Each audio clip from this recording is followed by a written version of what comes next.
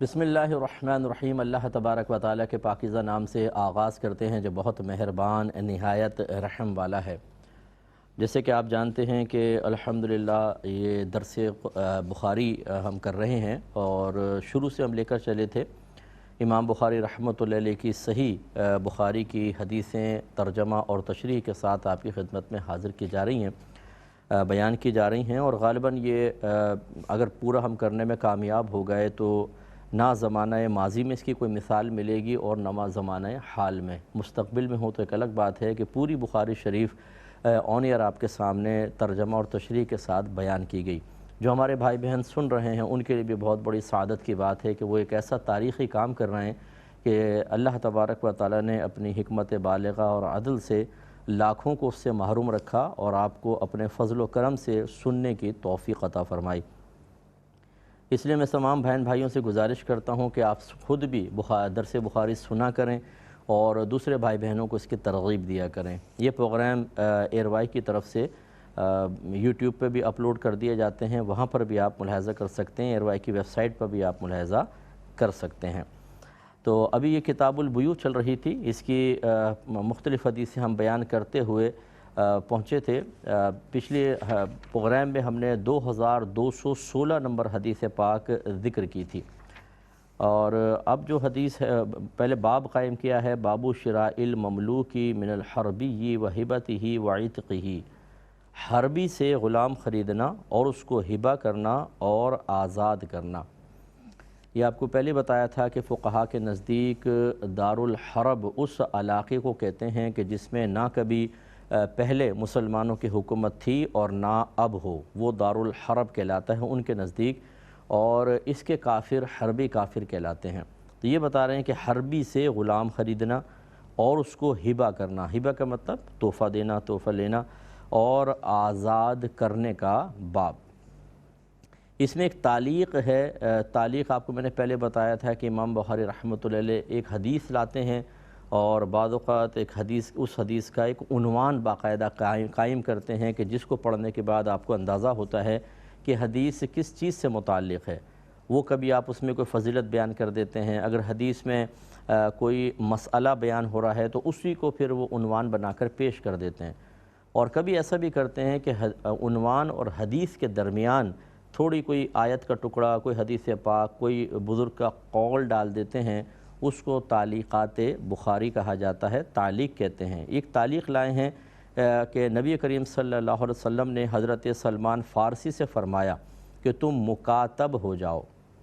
وہ اصل میں آزاد تھے، کافروں نے ان پر ظلم کر کے ان کو غلام بنا لیا تھا اور ان کو فروخت کر دیا تھا۔ مکاتب ہونے کا مطلب یہ ہوتا ہے کہ غلام اپنے آقا سے ایک معاہدہ کرتا ہے کہ آپ مجھے اجازت دیں کہ میں ذریعہ آمدنی اختیار کروں، اور اتنا پیسہ اگر میں آپ کو دے دوں تو آپ مجھے آزاد کر دیں، یا آقا آفر کرتا ہے کہ اگر تم مجھے اتنا کما کر دے دیتے ہو تو میں تمہیں آزاد کر دوں گا۔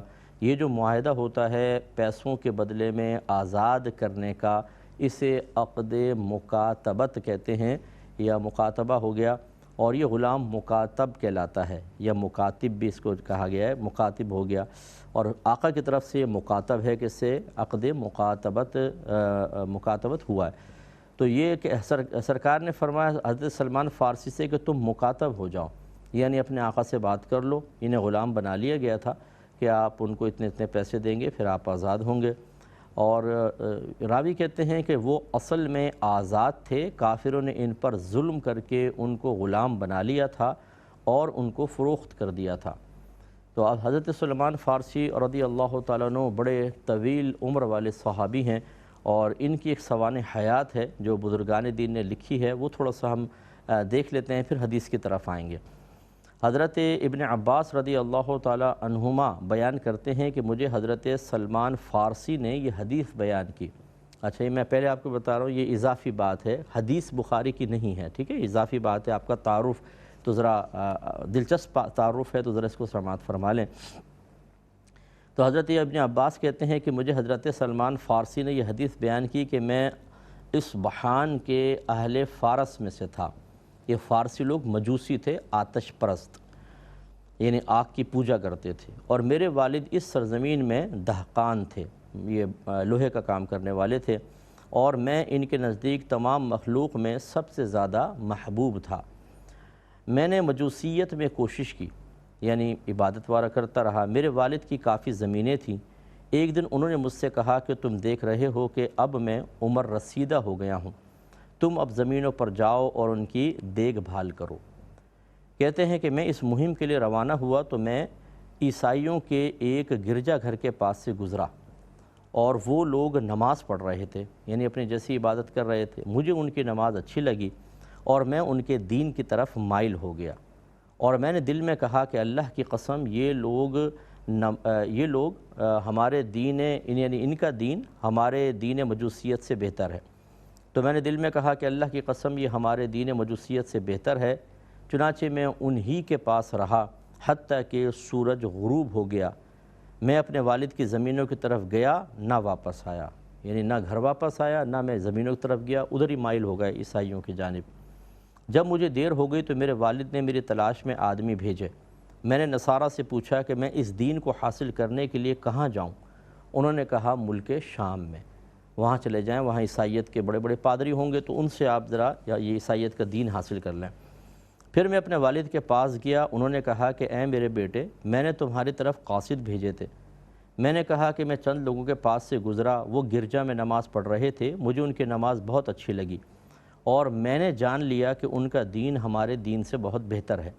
والد نے کہا کہ اے میرے بیٹے، تمہارا دین یعنی یہ مجوسیت یہ اور تمہارے باپ دادا کا دین ان کے دین سے بہتر ہے، یعنی مجوسیت بہتر ہے، اسی پہ قائم رہو۔ میں نے کہا کہ اللہ کی قسم ہرگز نہیں۔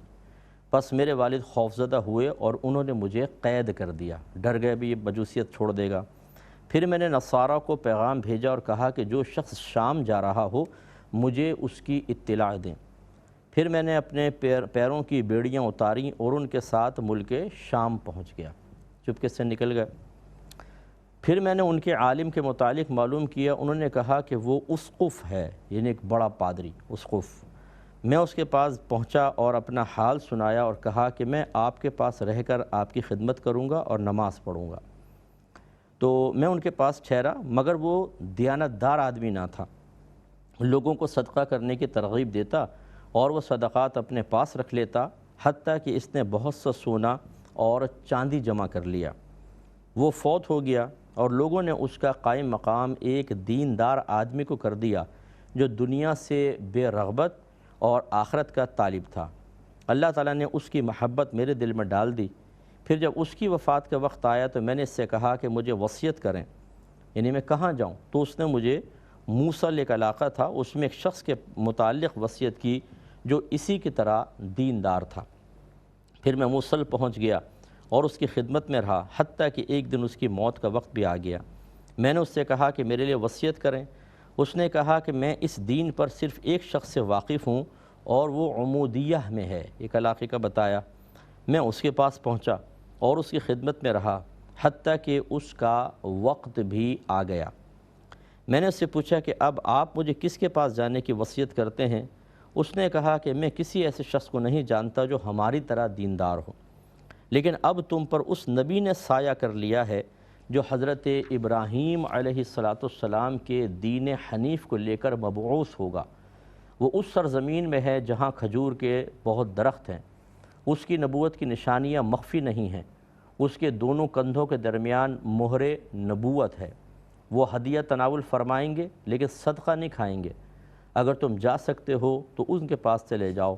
پھر وہ عابد بھی فوت ہو گیا، یعنی ہمارے نبی کریم صلی اللہ علیہ وسلم کی خبر دے دی۔ پھر یہ بتاتے ہیں کہ پھر عرب کے بنو قلب کا قافلہ گزرا تو میں نے کہا کہ تم کو اپنی یہ بکریاں دوں گا اور گائیں، تم مجھے اپنے ملک میں لے جاؤ، یعنی ان کے پاس تھیں بکریاں گائیں، ان کو آفر کیے تم لے لو اور مجھے ساتھ لے جاؤ بس۔